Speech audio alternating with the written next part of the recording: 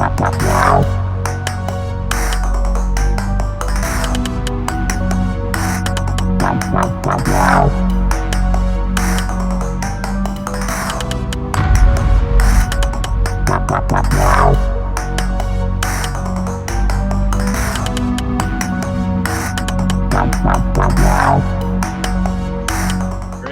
Blades and Beers tonight with my guest, JC. All right, Yes, man. sir. Thank you for accepting the invite. Sure. Yeah, wait, so Blades and Beers, so I gotta have my beer. Let me just open this tonight. Oo nga din, oo nga din. Sige. Take an initial swig. Cheers, man. Thank you. Cheers.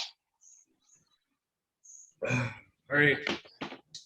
So as my usual start is I like getting the story of each person. I believe every person has a story, especially when it comes to our addictions, our hobby. Yes, What yes. got you into knife or EDC in general? EDC in general. Uh, Actually, I think the first for me was, hindi ko talaga makakalimutan yung grade 4 or grade 5 ako.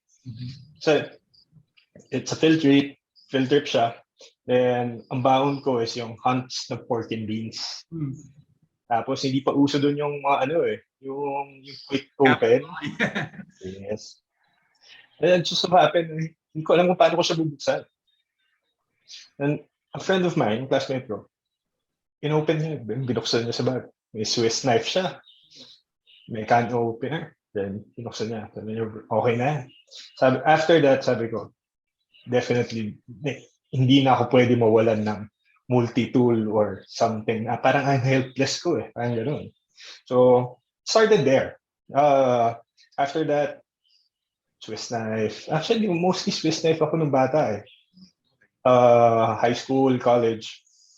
And then, medyo nawala yung mga, hindi sa branded stuff eh. Hindi siya Victorinox eh. I think my first was yung parang libre pa sa Swiss bag ng father ko na binigay lang sa akin din.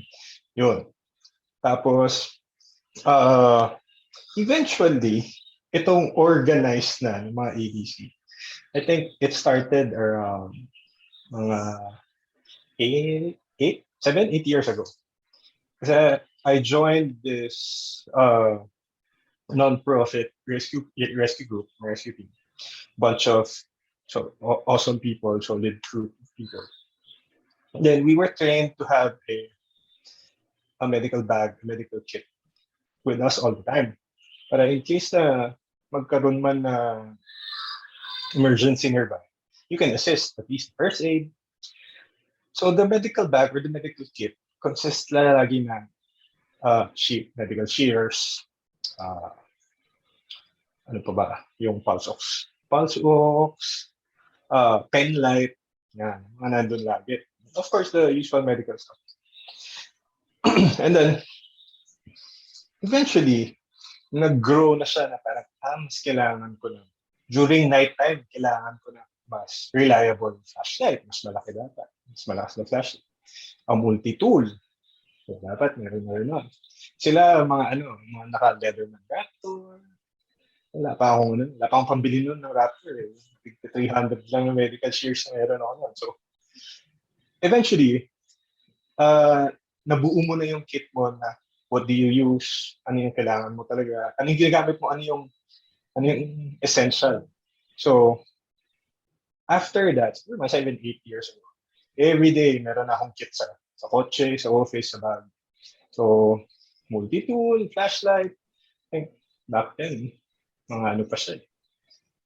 Pinakamalakas kong flashlight ko, yung SolarForce na L2P pa, yung mga parang Lego na binubuo mo, yung mga bezel, yung mga light. So, it was fun.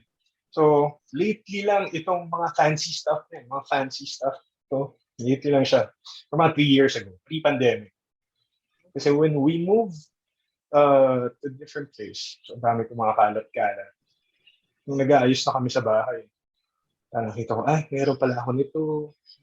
Mayroon pala akong mga ganitong gamit. So, ang kalat, ang dumi. And I realized na marami rin na kailangan ng palit. So, it's those stuff na it's good to have at the same time. Because kailangan rin mag-upgrade. So, I think doon na nag-start. So, sabi ko, kailangan ko ng bagong ng lightweight na folding knife. Nauso si Benchmade na Bugout. So, yung inano ko siya, I bought one. It's super lightweight. So parang compared to the stuff that I have 5, 6 years ago, 7, 8 years ago, ang dami ng bago. So, ang dami ng cutting edge technology, the ergos and everything, the blades. So, after that, nag-start na mag-upgrade. And pandemic, it didn't help na nasa bahay ka lang. So, nasa bahay ka lang, wala kang mas marami kang time na. I was very fortunate na I can work from home. Yeah. Tapos, but the downside is, mas marami ka ring time. Yeah. Tumingin-tingin na kung ano. Everything's available online now, so. Yes, exactly. Dati, pupunta ka pa talaga sa store itself, diba? So, the convenience, parang, double-edged. So, but eventually, dun na napunta yung sa start na nung pandemic, start yung I'm taking pictures of my gear, my stuff. Kasi, sa bahay lang ako eh. Plus, my wife is, parang deal namin is she teaches me taking pictures, photography. I'll teach her how to run down or go to our emergency bag. So parang every time na nakikita niya ako naayos ko lagi yung go bag namin, yung kit ko. Every other day, yung pinapalitan ko eh. So she was curious eh. So, and ayun, eventually, gano'n na nangyari. Itong pandemic talaga yung it's mga instigators, no? Nagkaroon din ng time to organize that, oh my God, you have so much stuff na pala na-accumulate through the years. As you mentioned earlier, no? Without realizing it. All right, but that's very interesting. Yung I love flashlights too. I love multi-tools as well. But first and foremost, I'm a blade guy. So I'm a knife guy. You mentioned, you started with Swiss Army knives. Do you still remember, or do you still have your very first acquisition? Wala. The very first acquisition ng yung I think yung high school ko, sabi ko yung binigay ng father ko from the Leatherman bag. It's still with me. Nandun siya sa go bag ng misis ko. So parang mga secondary stuff doon ko siya nilalagay. Hindi ko kaya i-let go. Move to other purposes. Move. Yes. Kasi when I was with the rescue team, meron kami 24-hour bag, deployment bag, and 72. So it's good for 3 days, good for 1 day. Minsan it's good for 12 lang. And parang if you move stuff consistently, mas nawawala eh. Parang, kailangan ko to sa bag na to. I'll put it to the other bag. Yung constant movement niya. Yeah. May prone sa misplacement. Kaya sabi ko, sige, it's better na to buy yung mga not naman cheap ones, but they're reliable ones, the best bang for the buck. Tapos ando na lang siya. And the ones that yung mga fancy stuff na personal mo, yun yung laging in person. Yeah, that's the one in your pocket. Yes. What do you call this? So what was your first folder? If not the Swiss knife, diba? So let's move on to the folders. First folder. Ano siya? Code Steel Kudu. Okay. Yung classic na ring lock. Tapos ang haba niya. That was my first na ako talaga yung bumili. I don't know, it's around less than 1,000 pa noon eh. Kasi nung I was with the rescue team. Parang, ano a gadget or a simple gear that will cost so much. Parang, pwede mo siyang i-allocate sa iba medical supplies, survival stuff, mga ganun. So, medyo ano pa ako nun, hesitant pa ako na lumampas sa 1,000 mark. So, the cold steel Kudu. Unfortunately, I had to give it away kasi delikado siya. Kasi hindi siya yung typical na folder na if-flip mo lang, or the typical flipper and frame locks na madali siyang bukasan isara. So, I think one of my teammates nga, parang nagkaroon pa ng parang around 3-4 stitches Kasi yung hiniram niya, when he was trying to close it, accidental, so hindi siya friendly. So sabi ko, wag na. Ano na siya? Iba, hindi siya pwede din sa current use ko. So it was the Cold Steel Kudu. Alright. Cool, man. Yeah, kasi yun nga, it's nice that you mentioned that kasi a lot of the stuff, a lot of people kasi wonder why, people like us in the community, why we keep buying, or why is there such a transition, my buy and sell and stuff like that. Because as you progress, you realize what you actually need, or this is better than this, ganyan, for you. May not be the same for that other person, So it's more good. Talaga.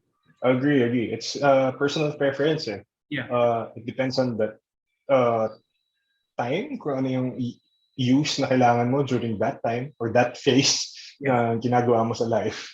So, yun yung yun yung you're leaning towards it Kasi before, mostly kami parang syempre, ang idol namin noon, yung mga para jumpers na US Air Force So, they're like the Delta of the medics. So, mga tactical. I was leaning towards tactical knives, tactical tools. So, eventually, ito nga, since you transition. Yeah. And the best, yun yung magastos na part actually, yung pag-transition. Parang, you buy something, then you realize na, parang it's not for me, and I have to let it go, tapos pag ka naman bago. So, it's the unload to reload type talaga. I agree, man. All right. No, sige, we mentioned it, especially with the transitions, from this year to another year. You've had a lot of knives. You have a lot of knives with you right now. Do you still have like a unicorn? You still have a dream knife on your list right now? Actually, yung pinakagusto ko ngayon is yung Chris Reeves na collaboration with Shiro. Oh, okay. So, nasa $2,000 hindi ako ready sa ganung, sa budget frame. Yeah. $2,000. Grabe. My God, you see the transition, from limiting yourself to below 1,000 pesos before. Oh, me. And now going kasi, to that price range. Yes. Kasi nag-start ako sa actually, I had a lot of clones, yung mga China clones na nagregalo sa akin. Actually, way back kasi kahit kami ni Joff before. Joff was an airsoft friend.